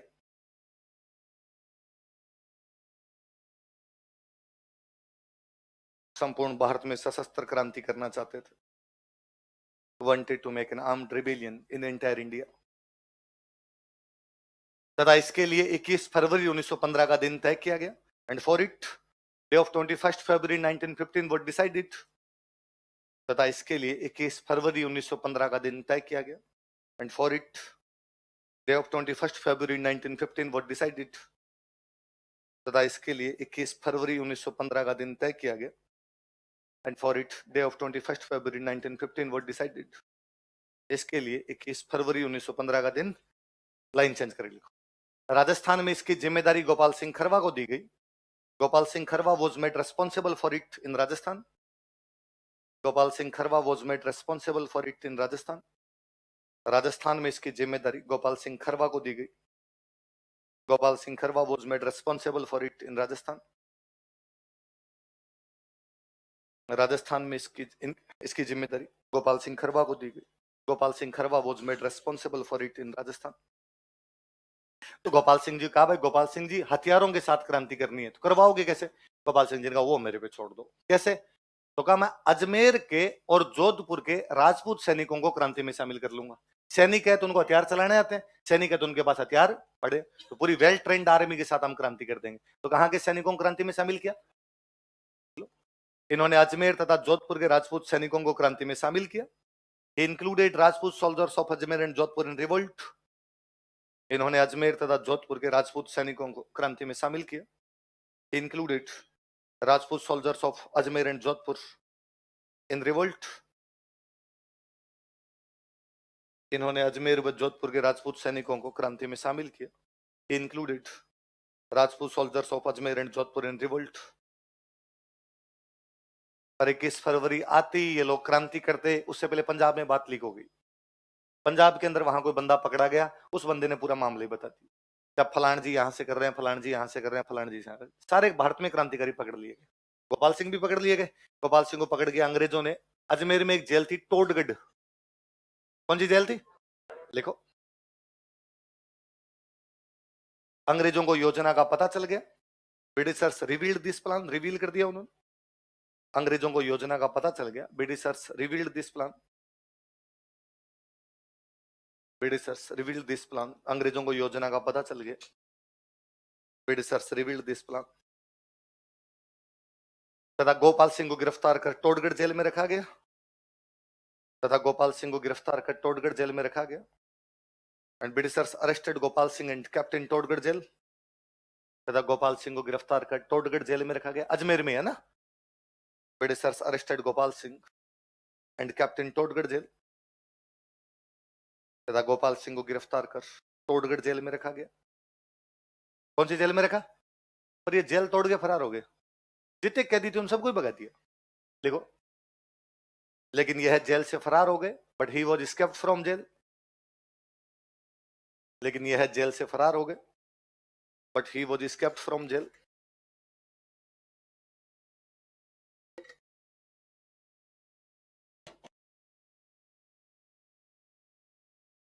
अंग्रेजों ने इन्हें पुनः गिरफ्तार किया। अंग्रेज दोबारा पकड़ के लाए। अंग्रेजों ने इन्हें पुनः गिरफ्तार किया।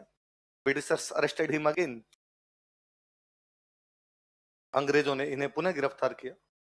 Britishers arrested him again. तथा अजमेर जेल में रखा and kept in Ajmer jail. पिछली बार टोडगढ़ पास में अजमेर की जगह पड़ती है, इस बार शहर में लाए। तथा अजमेर जेल में रखा and kept in Ajmer jail.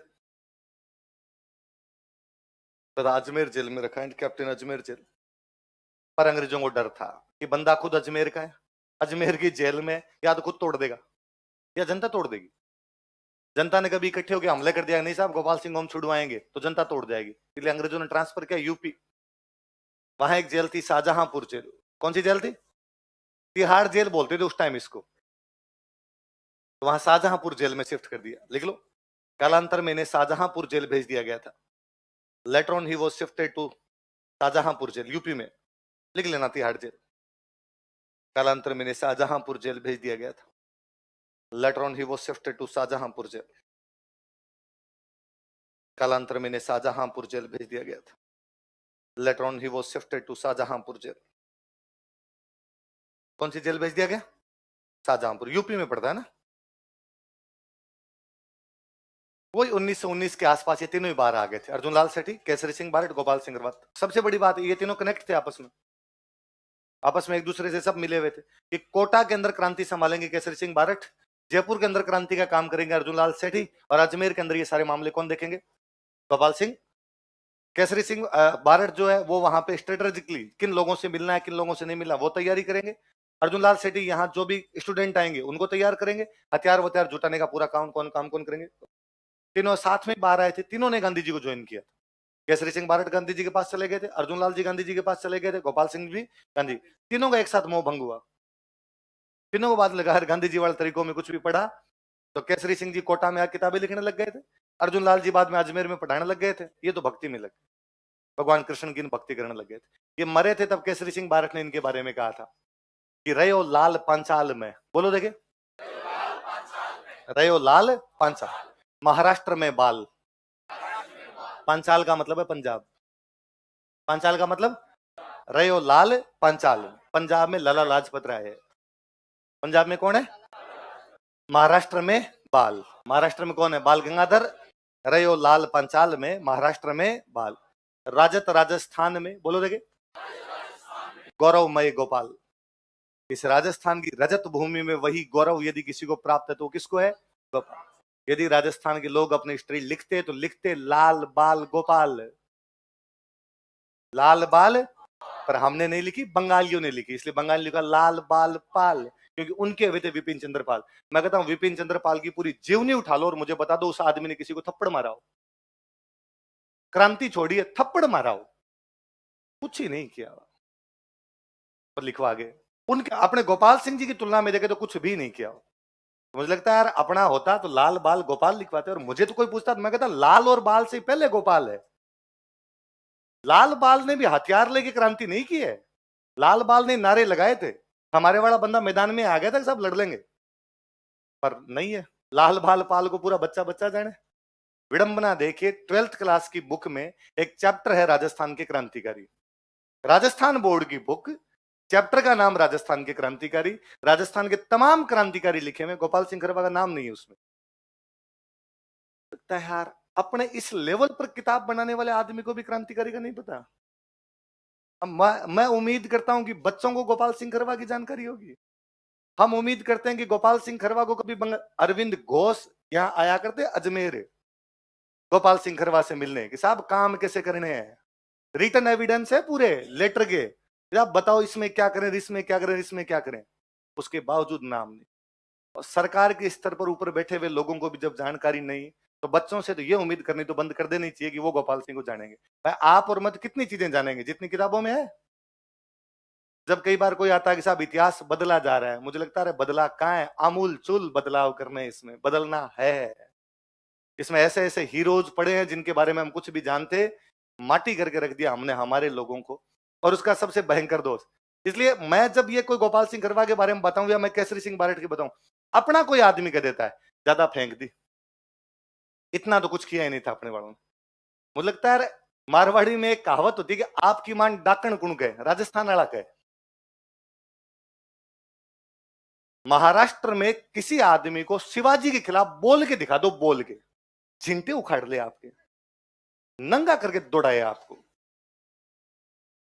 मेरे एक रूममेट थे तो उन्होंने मुझे किस्सा बताया एक बार। पहले जब हम पढ़ा करते तो दिलीप सर मॉडर्न इंडिया पढ़ा रहे, तो दिलीप सर ने पढ़ाया महाराजा रणजीत सिंह जी के बारे में। वो मेरे रूममेट उनके साथ में पंजाब का कोई लड़का रहे, तो मेरे रूममेट गए, उन्होंने जाके उन पंजाब के लड़के को कहा कि अरे यार रणजीत सिंह जोरदार राजा था, हिस्ट्री ऐसे ही पढ़ी जाती है, अकबर था, महाराणा प्रताप था, रणजीत सिंह था, राजा महाराजाओं का नाम कैसे लगाया जाता। क्या रणजीत सिंह बड़ा जोरदार राजा था। उस पंजाबी लड़के ने कोई रेस्पॉन्ड ही नहीं किया, चुपचाप पढ़ने में लगा। वो लड़का एमबीए करता। तो मेरे वाले जो रूममेट, जो उस टाइम उनके रूममेट थे, उनको लगा कि यार एमबीए वाले को क्या पता रणजीत सिंह कौन था, इसलिए रिस्पॉन्ड ही नहीं किया इसने। दूसरे दोनों को आ रहे, वो रणजीत सिंह खतरनाक आदमी था और उसने बायजाब पाकिस्तान को जीत लिया था, इधर नेपाल तक चला गया। तो पंजाबी मुड़ा और उसने कहा इस बार यदि रणजीत सिंह था कह दिया तो मैं मार दूंगा जान से। महाराजा रणजीत सिंह थे? महाराजा रणजीत सिंह था नहीं। उनका हिस्ट्री में से लिखा तो लिखा होगा, हिस्ट्री में पढ़ लिया कर, या नहीं? मेरे सामने नहीं। ये किसी के बारे में भावना है। पर आपको राजस्थान में सैकड़ों लोग मिल जाएंगे जो आप कहेंगे महाराणा प्रताप तो हार गया था। कौन नहीं हारा मुझे बताओ? शिवाजी हारे नहीं क्या? मिर्जा राजा जय सिंह हरा गए थे। महाराजा रणजीत सिंह हारे नहीं क्या? अंग्रेजों से बाकायदा 1809 की संधि है। पर वो अपनी है कमियां तो छुपाओ यार, अच्छी बातें तो बताई जाए। अपने तो कमियां छुपानी ही नहीं है, कितने हीरो है। पर अपने, मैं महाराजा सूरजमल के बारे में बोलूं तो कोई कहेगा उनकी वो कमियां है। मैं पृथ्वीराज के बारे में बोलूं तो कहेगा भाई साहब तराइन में तो हार ही गए थे। तराइन से पहले उस आदमी ने उसी गोरी को 1 साल पहले भगा भगा के मारा है। वो 26 साल का लड़का था, 26 साल का। तुम्हें 26 साल में ये नहीं समझ में आया कि फॉर्म एसआई का भरने का रेस का।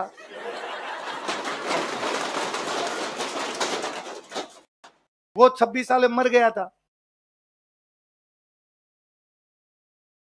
अरे अरे अरे नहीं बजानी भाई, मत बजा। ये तिलक विलक लगा के आए इसमें जोर से। अब डरा दे, तुम्हें बार आंख निकाल दे, डर जाएगा। डर जाएगा। डर गया तुम? डर गया।